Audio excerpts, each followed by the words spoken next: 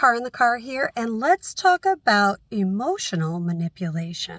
Now, I'm not talking about mom guilt, which, yeah, I mean, if the shoe fits, sometimes I am guilty, of course, of that myself. But I am talking in spiritual spheres and circles.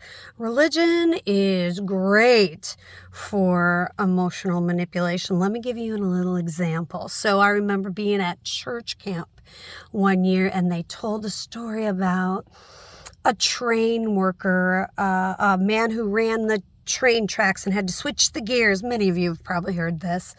And there was a passenger train barreling, and he had to change it at a certain time. Otherwise, where there was construction, the train would plunge off the cliff with these hundreds and hundreds of passengers. But he had his little boy at work that day, and his little boy went up to the train tracks and was playing on the one that he had to switch the passenger train to. You know where I'm going with this. So he had to make a choice.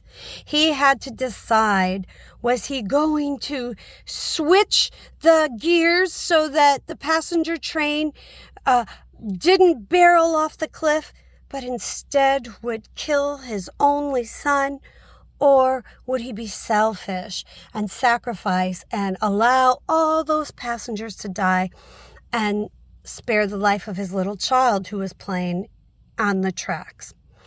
And so he makes the right choice and switches the gears, and all those passengers on that train barrel down the safe pathway, unaware of the sacrifice that was made for them.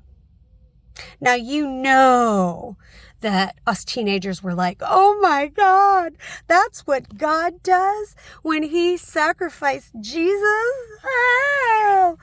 I mean, emotional manipulation. This is the thing. A lot of times when we come from these other doctrines and structures, or when we're very familiar, even in a personal setting, a community setting, a familial setting with emotional manipulation, it's easy for us to accept that behavior as being okay. So emotional manipulation is when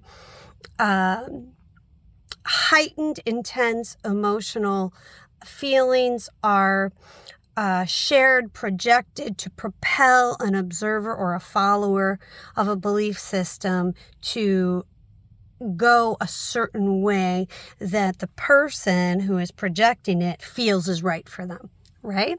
So we tend to bring these structural systems into heathenry, into paganism, into other spiritual paths that they are not really a part of. So leave that at the door. You are not bound to seek salvation outside of yourself from an other. And even in heathenry, people are like, oh, the gods. We need this external source to help us flood people. That is not a natural state of being for humans. The kingdom of God is within. The power is within. You don't need to seek it outside of yourself. First of all, you're not born flawed. You're just born human. And you yourself must decide how to overcome things that inhibit your growth or harm yourself. See? So, there's my little TED Talk. Hope you liked it. Car in the Car.